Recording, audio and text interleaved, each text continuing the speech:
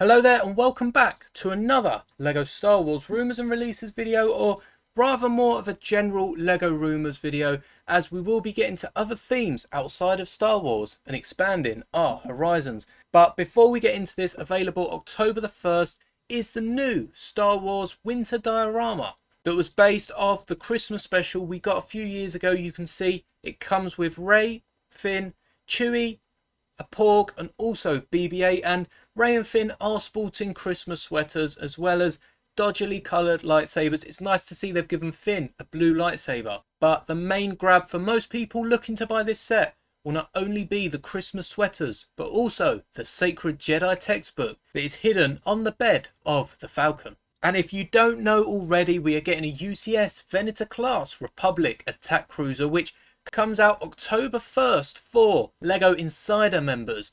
But for the general public, you can be expecting to see it on shelves at your LEGO stores October the 4th.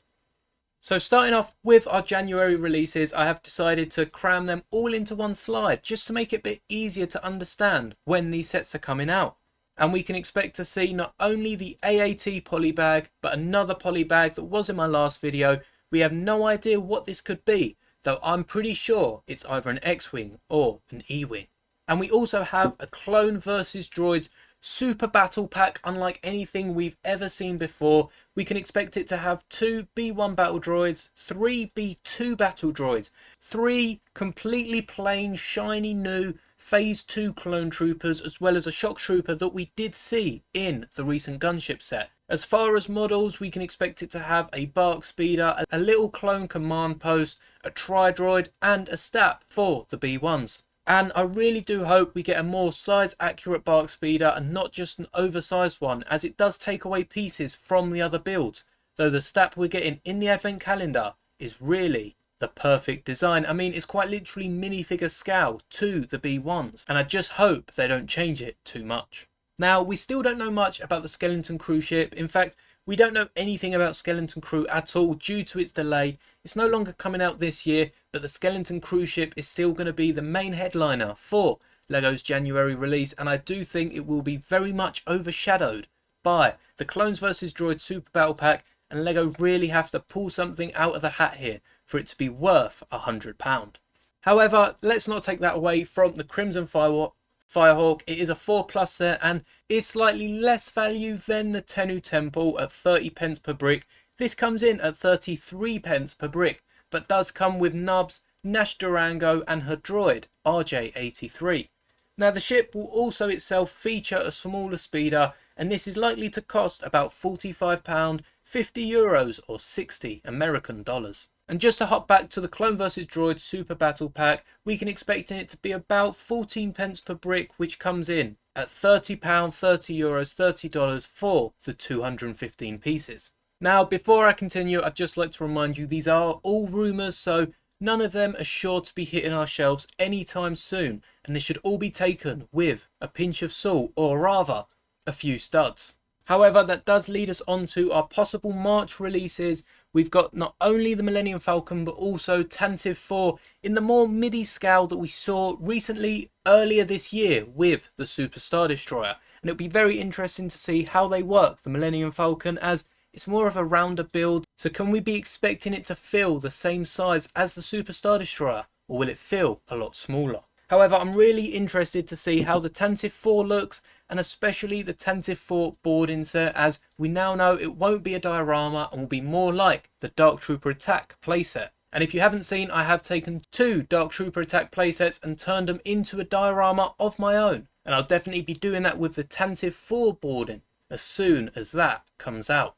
In March, we are also expecting to get an R2-D2 set similar to the ones of the past. However, at only £100, this R2-D2 is likely to be half the size of the last buildable figure, and perhaps size up more closely to the recent BD buildable figure, and definitely be aimed at a younger audience that can't afford that £200 price tag. And it's nice to see them downsizing it a little bit, as even I think that £200 was pretty expensive. But for May, we can expect to see a few more brickheads for May 4th alongside that May 4th promo, which fingers crossed next year will give us a minifigure. And there's also going to be an 18+ Droidica buildable droid, as well as a Bunta Eve pod race diorama, which will be very interesting to see how they build all the different pod racers. And we're also getting Grogu's Escape, which is based on the iconic scene from The Mandalorian where Grogu escapes the Jedi Temple during Order 66 with the help of Kelleran Beck. As far as the May UCS set for LEGO Star Wars, I've seen a load of rumours saying it could be Vader's tire, which would be nice to return, especially with this year's X-Wing UCS set. They go very nicely together, and I'd like to see how they use all the new pieces since the last one to update the model. And we have a few set numbers, 8 in fact, that aren't accounted for, 2 quite early on, and then we do have a row of 6 sets all after each other, so we can guarantee that next year we'll hopefully be getting some LEGO Star Wars mechs, as they will be the numbers that are in a row, and I don't see us getting any more than 3, but it would be nice to get some Rebel ones, and even based on the new content such as Acolyte or even Ahsoka mechs for the new Night Troopers. And for October specifically, there is a total of at least 6 gift with purchases.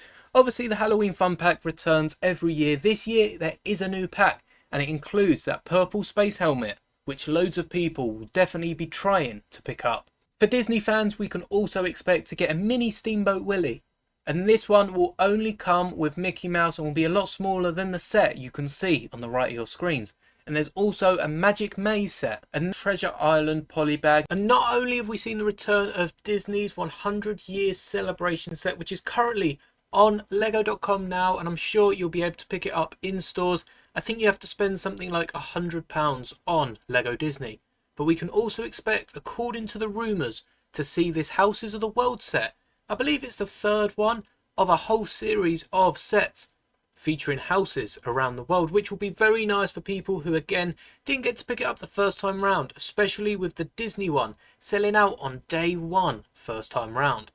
Hopefully we'll get to see soon a gift with purchase that can go alongside the new LEGO Venator. Now on to LEGO Marvel. We've got a bunch of sets coming out January. A Venom mech, a War Machine mech, Rocket's Warbird, Spider-Man's car, No Way Home set, and X-Men jet. And then coming out in April, a Brave New World set, which is based on the new Captain America movie titled Brave New World. We also have a few buildable figures, the Green Goblin, Captain America and Spider-Man one expected for January, and the Rocket figure expected around March-April time.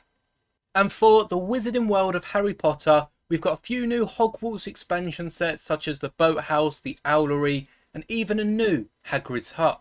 And I'm really interested to see the Forbidden Forest, as it's expected to come with a bunch of different animals.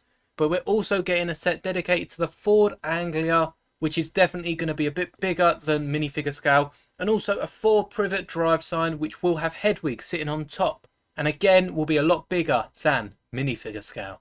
And the last bigger set for Harry Potter is the Sorting Hat, which will be interesting to see if they give it any sort of talking mechanism. And as for Speed Champions, there's only a few, but we're getting a Ford Mustang as well as an Audi Tron Quattro and a new BMW 2-pack featuring the M4 and the M Hybrid, as well as a new car that is yet to be named. Now it'd be very interesting if we see another fast car, especially as we've got Dom's car from the first movie, Brian's Skyline from the second. It would be great to see one of Han's vehicles showing up in the future. But before I finish this video, we've got a few different LEGO sets based on games. Of course, we have the new Animal Crossing line that's coming out next year, and for a possible January release, we have 2 new Sonic sets, Shadow's Lab Escape and Knuckles Mech Battle. So of course it does seem that we're getting both Shadow and Knuckles, and I can't wait to see other Sonic characters in LEGO form such as Amy, Blaze, Silver, Rouge, you name it.